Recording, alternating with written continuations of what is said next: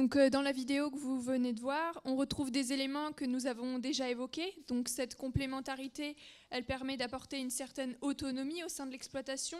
Ça permet également d'avoir des rotations plus longues et plus diversifiées, donc d'alterner les prairies et les cultures, de fabriquer des aliments pour le bétail et également d'utiliser les excréments et les effluents pour fertiliser les cultures, donc de boucler les cycles. Mais le fait d'avoir plusieurs ateliers sur une même exploitation, est-ce que ce n'est pas se rajouter trop de travail, beaucoup trop de travail? Et finalement, comment répartir ce travail de façon optimale? C'est ce que nous allons voir tout de suite via la deuxième thématique sur le travail dans ce système de polyculture élevage. Et pour ce faire, donc, j'accueille les deux nouveaux experts. Tout d'abord, Sophie Chauvat de l'Institut de l'élevage. Bonjour Sophie. Bonjour Candice, bonjour à tous. Donc Sophie, tu travailles sur les approches sociales du travail en élevage et tu co-animes le RMT Travail en agriculture. Et donc j'accueille également Jean-Philippe Goron de Addis Conseil Élevage. Bonjour. Donc toi, Jean-Philippe, tu es conseiller en élevage et en économie des exploitations. Donc merci beaucoup à tous les deux d'être avec nous aujourd'hui. Et pour commencer, j'aimerais vous demander, qu'est-ce que pour vous, de nous donner une définition du travail, qu'est-ce que le travail dans une exploitation agricole? Alors, le travail est un sujet complexe. Je vais essayer d'en dessiner quelques contours. Donc, quand on parle de travail, on parle de conditions de travail. On parle de santé au travail, santé physique avec la pénibilité, santé psychique avec la charge mentale, mais aussi avec le stress tel qu'on le connaît. Et puis, le travail, c'est aussi une organisation. Alors, une organisation au sein de l'exploitation et une organisation, quelquefois, au sein des territoires entre agriculteurs. Et cette organisation, bien, elle dépend de plusieurs facteurs. Et notamment, elle va dépendre de la conduite technique, donc, de l'élevage ou des élevages et des cultures. Et elle va dépendre aussi du niveau d'équipement, du niveau de mécanisation et des contraintes structurelles de l'exploitation, comme par exemple un parcellaire plus ou moins favorable. Et cette organisation, elle va jouer fortement sur la quantité, la durée de travail, les horaires, la charge de travail et aussi les pics de travail que l'on rencontre tout au long de l'année. Et puis, il n'y a pas que ça, parce que quand on travaille aujourd'hui sur une exploitation, on est rarement tout seul sur l'exploitation, on est à plusieurs. Et à plusieurs, ça veut dire qu'il y a des relations humaines et que ces relations humaines sont un élément important de la performance de l'exploitation et de la qualité de vie sur l'exploitation. Et puis aussi, le travail, c'est une chose importante, c'est le sens que l'on donne à son métier, que l'agriculteur va donner à son métier, ce qu'il aime faire dans son travail, ce qu'il aime moins faire, ce qui le motive moins. Et puis, ce sens du métier, donc, il est aussi influé par la reconnaissance des autres acteurs, la reconnaissance de la société, la reconnaissance de sa famille aussi, sur le travail que l'on réalise et qui joue également sur le bien-être au travail, la qualité de vie et la façon dont on se sent dans son travail. Alors, je ne sais pas si j'ai réellement défini, mais j'ai essayé de présenter quelques facettes, en fait, de ce travail. Voilà. Merci.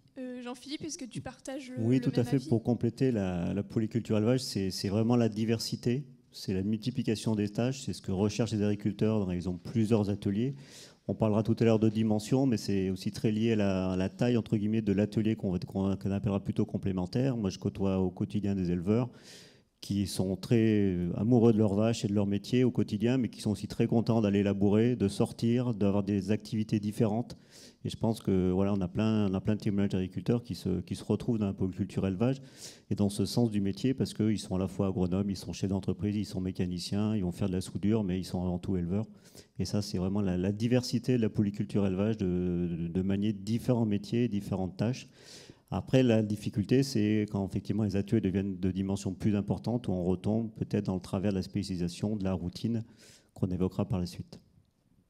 Et est-ce que dans l'année, il y a des pics de travail? Alors, effectivement, la spécificité de la polyculture élevage et des polyculteurs éleveurs, donc, c'est qu'ils doivent à la fois gérer des ateliers animaux, alors parfois un seul, parfois plusieurs, et des ateliers végétaux. Et ce n'est pas pareil de gérer des betteraves et de gérer des triticales. Bon, on a vraiment une diversité de compétences et on a une diversité d'ateliers qui fait que quelquefois, on a un recouvrement entre les tâches de ces différents ateliers qui conduisent à des pics de travail à différentes périodes de l'année. Et ce dont on se rend compte, c'est que quand même, c'est plutôt les cultures qui vont créer la notion de pic de travail et de surcharge de travail. Donc, nous avons dans le cadre du projet RMT, du projet Red Spice, pardon, dans le cadre de ce projet Red Spice, donc, nous avons interrogé 57 polyculteurs éleveurs sur l'intensité qu'ils ressentaient en termes de travail. Donc, sur le graphique, vous pouvez voir donc, les résultats donc, de cette enquête, sachant que chaque ligne correspond à la réponse d'un agriculteur et chaque colonne est bien un mois de l'année. Et donc, on voit inscrit des périodes rouges et des périodes, j'allais dire, vertes qui sont moins intenses, des périodes rouges intenses. Et on se rend compte dans ce graphique, quand on regarde, en haut, on a peu de périodes rouges qui sont centrées surtout sur le printemps. Et là, c'est parce que ce sont des polyculteurs éleveurs très herbagés avec peu de culture. Au milieu, on voit qu'il y a 2 périodes intenses de travail, plutôt printemps et automne. Et là, c'est quand on commence à avoir des cultures de façon conséquente et donc des implantations, notamment de céréales à l'automne. Et enfin, tout à fait en bas, on voit que le travail est intense quasiment du mois de mars au mois d'octobre, parce qu'effectivement, dans ces exploitations-là, c'est qu'il y a beaucoup de cultures. Et donc, on ressent de l'intensité quasiment toute l'année entre mars et novembre. Et là, ce qu'on voit en dernier, c'est que de novembre à février, quand il n'y a que le travail que sur l'élevage, eh bien, en fait, les gens ne ressentent pas et ne disent pas ressentir de l'intensité. Pourtant, il y a du travail en élevage, mais il ne s'agit pas de pic de travail. Il s'agit plutôt d'une forte charge importante et de l'astreinte qui correspond aux travaux sur l'élevage. Oui, pour compléter et illustrer, c'est tout à fait ça. En fait, c'est vraiment lié à la concurrence entre guillemets des ateliers qui sont liés aux surfaces. À l'atelier fourrage, il faut récolter, il faut semer, il faut ensiler, il faut faner. Donc tout ça, c'est entre le mois d'avril et le mois de juin. Et sur cette même période, il faut aussi semer du maïs, il faut aussi désherber, il faut biner si on est passé en bio. Donc tout ça, ça se passe sur 2-3 mois qui sont cruciaux entre guillemets pour assurer la qualité des fourrages de l'hiver, qui sont aussi cruciaux pour assurer les rendements des cultures qui sont mises en place. Et comme les fenêtres météo sont par définition étroites, capricieuses, aléatoires et tout ce qu'on veut, et en fait, on se retrouve avec des périodes de bourre, des périodes de stress, parce qu'en fait, le travail ne fait pas peur aux agriculteurs, mais ce qui est plus angoissant, c'est l'incertitude, c'est l'angoisse d'être demain finir le boulot avant la pluie, de biner avant que le sol soit trop mouillé ou inversement, trop sec. Donc c'est ça qui est compliqué, c'est vraiment cette concurrence, comme tu l'as évoqué. Alors du coup, qu'est-ce que ça implique en termes sur le terrain pour les agriculteurs? C'est une grosse anticipation sur le matériel, une anticipation sur les chantiers, une anticipation aussi en amont sur l'assolement, comment je combine mes assolements pour éventuellement éviter que les cultures vont se chevaucher ou les récoltes vont se chevaucher avec des cultures, par exemple. Donc c'est l'anticipation, c'est l'organisation au quotidien. Donc on parlera aussi de collectif, parce qu'en fait la PCE, c'est aussi souvent une organisation collective, soit au sein d'un GEC, soit en CUMA ou en ETA, ou avec ses collègues autour. Donc c'est vraiment une organisation collective qui est hyper importante à mettre en place. Et après, comme l'a évoqué tout à l'heure Pierre-Emmanuel, c'est aussi des fois du capital qu'on engage. Donc c'est vrai que la PCE, on peut quand même se dire c'est la diversité, mais c'est beaucoup plus, moi je le vois au quotidien, c'est plus de boulot quand même, c'est des compétences qui sont dans plusieurs domaines, et c'est quand même de la mécanisation qui permet de faire face à ces pointes de travail avec du matériel de plus grande largeur, de plus grande dimension, et plus de tracteurs que de personnes capables de les conduire. Donc c'est bien c'est ça aussi le corollaire de cette PCE. Et est-ce que du coup, dans ces systèmes de polyculture élevage, on peut voir des différences entre les exploitations qui sont individuelles et les exploitations qui sont en GAEC?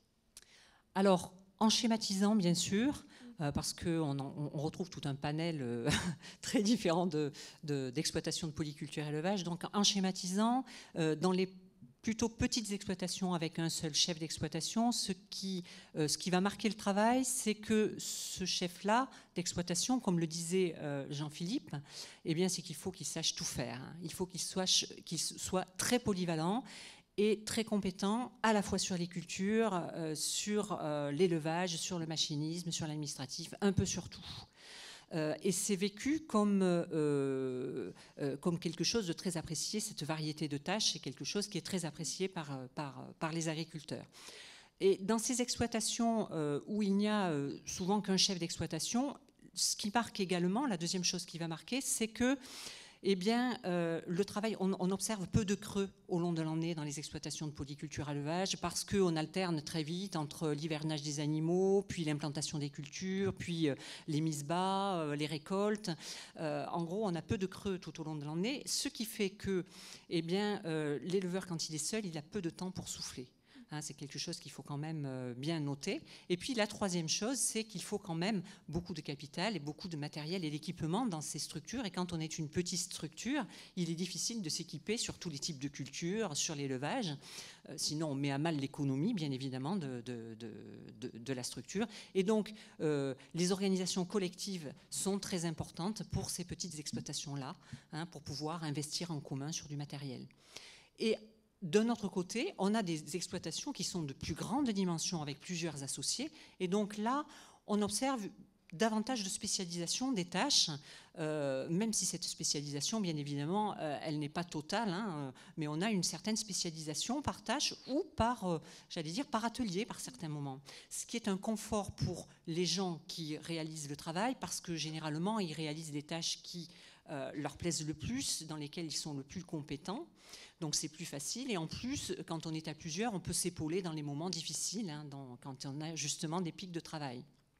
Ceci dit, il faut garder à l'esprit également que dans ces exploitations plus importantes, avec une dimension économique plus importante, on peut un peu mieux s'équiper pour travailler dans des conditions plus faciles, notamment sur les ateliers d'élevage. Et ensuite, on peut aussi garder un volant de tâches un peu sur lesquels on est polyvalent pour pouvoir se remplacer le week-end et les congés. Et puis, il faut également faire attention parce que quelquefois, on a de telles spécialisations qu'on a des spécialisations par atelier qui font que les gens ne travaillent plus ensemble ou beaucoup moins ensemble. Et de ce fait, on perd aussi la question dont on disait de couplage et de complémentarité entre les différents ateliers. Pour compléter ce que dit Sophie, en fait, pour une personne seule, alors déjà ils sont peut-être moins nombreux qu'avant, je pense que c'est une évidence. Les personnes seules, en fait, souvent proviennent des fois d'un GAEC, l'arrêt du père ou de la mère qui passe à la retraite. Et du coup, on voit bien que la personne qui reste, en fait, elle ne change pas de braquet en termes de surface, elle ne change pas de braquet en termes de volume, et elle se retrouve à la tête d'une exploitation de 60 vaches et puis 120 hectares, la moitié à labourer, etc. Et du coup, ça devient compliqué en termes de travail. Souvent, le papa fait un peu la transition, mais on sait que ça a une fin, entre guillemets. Du coup, la solution, c'est la délégation des agriculteurs qui prennent des salariés, qui se font un groupement d'employeurs. Donc, il y a des solutions qui sont finalement de nouveau du collectif pour déléguer et puis apprendre peut-être aussi, alors je ne dis pas lâcher prise, mais en tout cas à accepter que le travail est fait peut-être différemment. Il est délégué à une ETA et du coup, voilà, les cultures sont peut-être plus réalisées par l'exploitant lui-même parce qu'il faut qu'il se concentre sur l'activité principale. Donc ça, c'est plutôt sur les individus. Sur les GAEC, donc qui sont les plus nombreux en polyculture élevage, en fait, on parle, tout à l'heure on parlait de couplage entre guillemets sur les animaux et les surfaces, mais c'est aussi un peu le couplage des bonhommes, entre guillemets la polyvalence. Je pense que ce qui marche bien, c'est la polyvalence des individus, parce que notamment en élevage laitier, il y a l'astreinte de la traite, il y a les week-ends, il y a les congés, c'est important. Et du coup, il faut que tout le monde soit capable de traire. Même si ce n'est pas, on va dire, un plaisir partagé sur les 3 ou 4 associés, il faut que tout le monde soit capable de traire, de faire véler la vache, de faire boire un veau. Et du coup, ça, c'est important pour assurer le remplacement, les week-ends, etc., mais aussi la sécurité. La sécurité, c'est que demain matin, si la personne se casse un bras, il faut que quelqu'un aille traire. Donc ça, c'est hyper important, cette polyvalence pour la sécurité. Et puis, d'un autre côté, il faut avoir un domaine de responsabilité ou un domaine de compétence pour à la fois se faire plaisir, pour évoluer entre guillemets dans le domaine qui lui est le plus cher.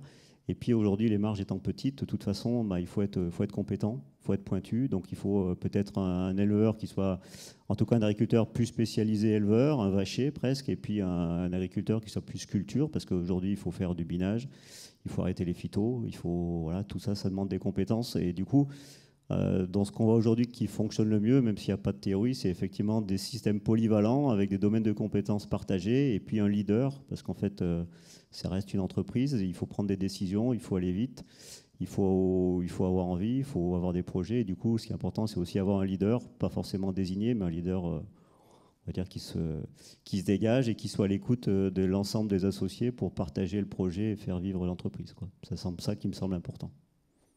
Donc on parle de travail, mais comment les agriculteurs finalement ils le perçoivent-ils? Quel est leur sentiment par rapport au travail qu'ils effectuent?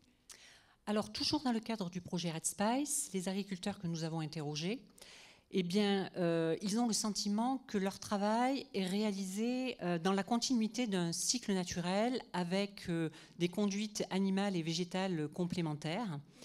Et ils sont surtout très satisfaits d'avoir réinvesti et de s'être réapproprié la technique, donc les techniques notamment agronomiques sur la gestion du pâturage, la gestion des rotations, des effluents, pour arriver à avoir une exploitation plus autonome, avec moins d'intrants, et donc qui correspondent à l'idée qu'ils se font d'une exploitation, j'allais dire, environnementalement efficace. Voilà, c'est un peu le sentiment qu'ils ont. Ils ont aussi le sentiment qu'ils ont plus de reconnaissance de la part des citoyens, des consommateurs, des acteurs du territoire sur leur métier, donc, puisqu'ils ont des conduites qu'ils estiment plus agroécologiques et qui répondent mieux aux attentes sociétales.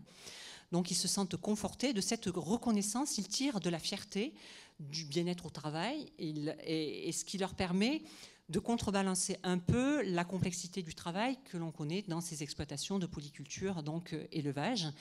Et ce que je dirais pour terminer, c'est que aussi, pour moi, le travail, ce qu'on voit, ce qui est important, c'est qu'on ait une cohérence, un équilibre entre les ateliers animaux, les ateliers végétaux et surtout aussi la dimension de la main-d'œuvre pour qu'elle puisse réaliser le travail dans des conditions, j'allais dire, optimales, pour éviter d'avoir des problématiques de travail. Parce que quand on a des surdimensionnements d'exploitation, on se rend compte que le travail peut rapidement devenir un problème sur ces exploitations-là. Merci beaucoup. Merci à tous les deux pour vos témoignages sur la thématique du travail. Donc on va tout de suite prendre les questions des internautes. Je vous rappelle que vous pouvez poser vos questions via l'application WooClap. Donc j'ai une première question. Quel est l'intérêt des robots de traite? Est-ce que ça permet moins de travail? Je vais commencer à répondre. Moins de travail, oui. En règle générale, les agriculteurs disent qu'ils gagnent du temps. Après, c'est différent. C'est plutôt de la souplesse. De la souplesse parce qu'il y a moins d'horaires, entre guillemets. Il faut quand même être présent. Il ne faut pas oublier que le robot ne nous dit pas tout. Tout ne se passe pas à la traite. Il y a aussi l'observation qui doit être au quotidien. Donc en fait, la souplesse et surtout la liberté. Peut-être que le dimanche, je ne suis pas obligé d'y aller à 6 heures, mais j'irai qu'à 8 heures du matin. Voilà. Le dimanche, je peux le faire avec mon smartphone, pardon, et ça me gagne peut-être aussi un déplacement. Et puis surtout, par rapport au travail de saison qu'a évoqué Sophie, je ne suis pas obligé de rentrer à 4h30 ou 5h pour traire. Je peux continuer à semer, je peux continuer à profiter du beau temps et je passerai voir les animaux à 9h du soir en rentrant. Donc c'est beaucoup de souplesse. Après, c'est un autre fonctionnement. On parlait tout à l'heure des geeks ou des individus. Quelqu'un qui est tout seul avec un robot, il faut qu'il puisse quand même trouver quelqu'un pour le remplacer quand il veut partir en congé en week-end. Donc ça se fait, ça se trouve. Il faut trouver un autre voisin peut-être équipé d'un même robot. Et puis en GEC, on revient à la même problématique. Il faut qu'il y ait au moins 2 personnes capables de s'en servir, voilà, pour assurer les astreintes, parce qu'il y a des petites pannes, il y a des petits soucis de temps en temps, et la surveillance du robot, bien entendu. Donc oui, c'est du temps en moins, c'est de la souplesse beaucoup. Et après, c'est aussi l'intérêt, entre guillemets, pour les éleveurs qui, pour certains, retrouvent du temps aux vaches, entre guillemets, et finalement, un peu moins de pénibilité aussi par rapport à la traite. Voilà, c'était très complet, donc je ne sais pas si je peux compléter un peu plus, mais c'est simplement dire qu'en fait, le robot de traite, l'intérêt, c'est ce que tu dis, Jean-Philippe, c'est vraiment de lever l'astreinte animale pour pouvoir travailler plus facilement sur les cultures quand il y a vraiment des coups de bourre. Et ça, c'est vraiment important. Bon, par contre, autre chose aussi sur auquel il faut penser, c'est que, il y a un coût, bien évidemment, mais au-delà de ça, il faut vraiment penser que ça peut être, dans certains cas, pour la mise en place, ça peut être un stress, au moins au démarrage, et il ne faut pas négliger le temps à passer, le temps d'adaptation. Et on dit souvent qu'il faut être un peu robot-compatible, voilà, en tant qu'être humain. Voilà, il faut accepter que quand on sort, un éleveur nous dit souvent, moi je sors de la salle de traite, c'est fini, quoi. Les vaches sont traitées, je ne vais pas revenir avant 5 heures. Le robot, il faut peut-être revenir à midi, quoi. Oui. Voilà. Alors du coup, j'ai donc une question qui vient d'arriver, j'en ai plusieurs d'ailleurs. On va commencer par la première. Encouragez-vous les éleveurs à engager de la main-d'œuvre pendant les périodes de forte intensité de travail? Alors oui, je vais répondre très fortement oui. Aujourd'hui, le salariat est beaucoup plus développé déjà que ce qu'on imagine, parce que quand on discute avec les agriculteurs, ils ont pour beaucoup, on ne les voit pas toujours, parce qu'ils ne sont pas forcément là quand on vient, mais ils ont des groupements d'employeurs, ils ont des occupés du personnel occasionnel, ils ont des mi-temps, ils ont des parents retraités mais salariés, donc il y a plein de solutions quand même de salariat. Et j'ai envie de dire, polyculture, élevage ou pas, pour moi c'est clairement la solution pour partager les risques, partager le boulot, et on va plus loin à deux, voilà, même si on va plus vite tout seul, on le sait bien. Donc j'ai envie de dire oui, pour moi c'est un grand oui, parce que je ne vois pas l'agriculture sans salariés demain. D'autant que un des avantages de la polyculture, c'est qu'aussi on a, on a quand même des pics de travail, mais on a aussi du travail toute l'année. Et ça permet quelquefois de pérenniser aussi des salariés sur des exploitations, ce qui est très intéressant, bien évidemment, quand on veut se faire aussi remplacer, parce qu'on a quelqu'un qui, quand il vient assez régulièrement sur l'exploitation, eh bien, il peut nous remplacer au pied levé. C'est une sécurité, parce qu'il connaît le travail sur l'exploitation, il connaît l'exploitation, et c'est vrai que c'est un des avantages du salariat aussi. Alors j'en ai d'autres, donc je continue. La rentabilité horaire, donc revenu par heure travaillée des exploitants, est-elle différente entre les exploitations polyculture et polyculture élevage? Je vais mettre un joker. Je crois qu'on avait le droit, on avait dit. Un par personne. Non, c'est une réponse difficile. Vraiment difficile. Et c'est vrai que la polyculture élevage, je ne dis pas qu'il y a des temps morts, mais il y a beaucoup de petits travaux, il y a beaucoup de choses à faire. Donc c'est vrai que les journées sont très très remplies, je pense. Et c'est une question un peu majeure que nous posent des fois des agriculteurs, mais auquel je ne m'engagerai pas à répondre. Ben moi non plus. Hein. On a droit à un joker chacun, je pense. Hein.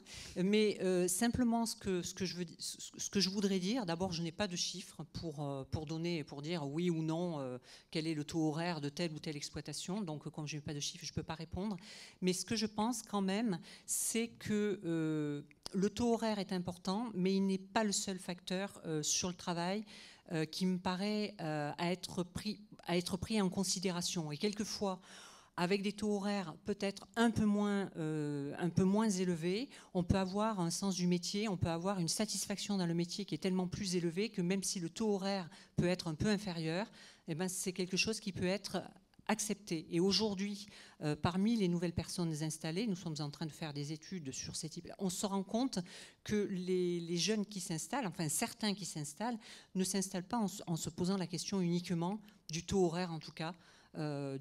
Par rapport au travail, il ne se pose pas que cette question-là. C'est juste, je ne peux pas répondre à la question. Surtout que moi, je vois les agriculteurs, les éleveurs que je suis, ils ne parlent pas en termes de temps de travail, ils parlent plutôt en termes de week-end, en termes de soirée. Voilà, en fait, les journées ne leur feront pas peur. C'est pas le problème du boulot, c'est plutôt de se dire, si le mercredi, il faut que j'emmène mon gamin au rugby, je l'emmène, quoi. Voilà, ça c'est important pour moi. Après que j'ai fait 6h du matin, 7h du soir, ça ne me pose pas de questions.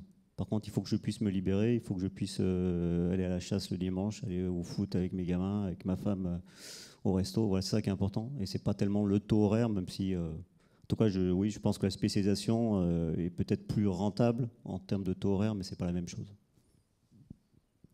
Alors du coup, donc j'en ai une autre. Est-ce qu'une ferme totalement robotisée est viable ?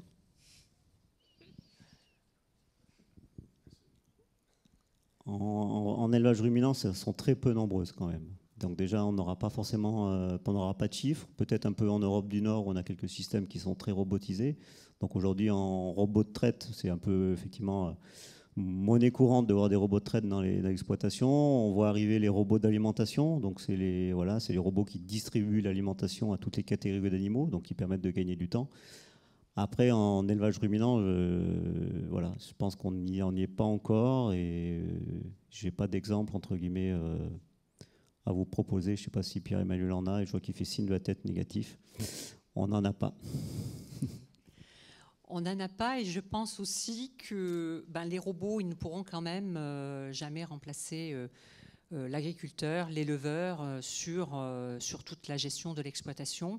Les robots, ça peut aider, mais ça ne remplace pas de toute façon l'homme. Et il faut être très vigilant par rapport aux robots, parce que d'une part, il faut être vigilant par rapport à l'équilibre économique de l'exploitation, parce que des robots, ça coûte cher. Mais la tendance, quand on a un robot, c'est d'agrandir son exploitation parce que les robots, ça permet de conduire plus de surface, plus d'animaux. Et comme on ne mesure pas forcément toute la gestion qu'il faut derrière, on peut se retrouver en très grande difficulté derrière, même quand on a beaucoup de robots sur l'exploitation. Il ne faut pas oublier qu'aujourd'hui, on n'a pas de robots qui nous permettent de faire véler une vache. Donc ça veut dire qu'il faut qu'il y ait quelqu'un, et ça c'est important aujourd'hui dans les exploitations, on voit quand même plutôt des gens qui prennent du salariat, et même dans les pays de l'Europe du Nord, etc., même si on ne va pas parler de coûts salariaux, on a quand même plutôt des exploitations qui embauchent, qui ont plutôt du salariat, plutôt que de la robotique à tout crin, quoi. Voilà, je pense qu'en élevage ruminant, on n'en est pas encore là, quoi. Alors, par contre, les robots, ça peut aider, pour certains, à fidéliser les salariés, parce que le travail devient moins pénible et plus facile. Voilà, aussi. On va prendre une dernière question. Alors du coup, une dernière question. Quelle est la différence d'un pic de travail et une charge de travail pour les MISBA? Alors, la charge de travail, pour moi, c'est la quantité de travail qu'on a pour des mises bas. Donc, cette quantité de travail, elle peut être importante, mais elle est souvent maîtrisable, parce que justement, les mises bas, on décide combien d'animaux on met sur telle période de mise bas, on peut relativement... maîtriser cela. Et c'est pour ça que les agriculteurs, dans le projet Red Spice, ont dit que quand ils étaient en hiver, il y a beaucoup de travail sur les animaux, mais ils ne disent pas que c'est intense et que c'est un pic de travail. C'est quelque chose qui donne beaucoup de charge de travail. Le pic de travail, c'est plutôt ressenti quand on maîtrise moins, les cumuls des différentes activités. Et parce qu'on ne peut justement pas les anticiper. Et c'est souvent ça qu'ils appellent davantage le pic de travail que la charge de travail. Mais le pic génère une grosse charge de travail, et une charge de travail peut générer un pic de travail aussi, bien sûr. C'est une réponse normande, même si je suis d'Occitanie. Merci beaucoup Sophie, merci beaucoup Jean-Philippe. Donc on va tout de suite passer à la dernière thématique, mais avant, je vous propose une nouvelle fois 2 témoignages pour illustrer les notions de travail que l'on vient d'aborder.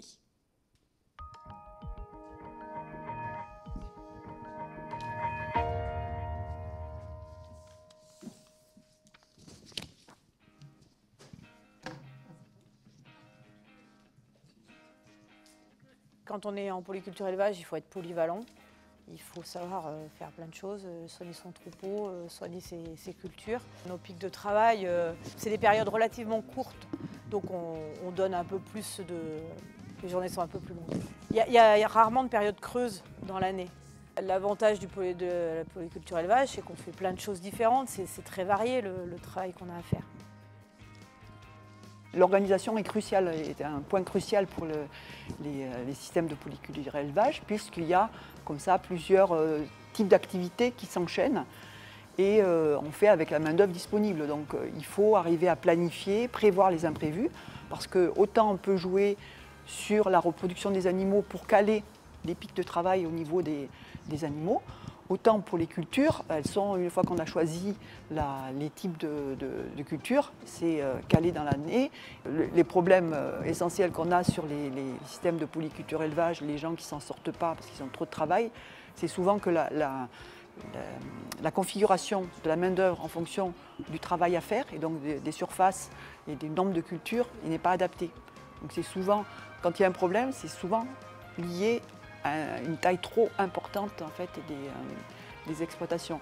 Et comme dans les dernières années, il y a eu un agrandissement énorme des exploitations, souvent avec une taille de collectif qui n'a pas augmenté, l'idée que les systèmes de polyculture et élevage demandent plus de travail ou sont plus complexes, elles viennent aussi de ça, du fait que ce n'est pas uniquement un problème de concurrence entre 2 ateliers, mais aussi un problème de taille trop importante par rapport au collectif de travail.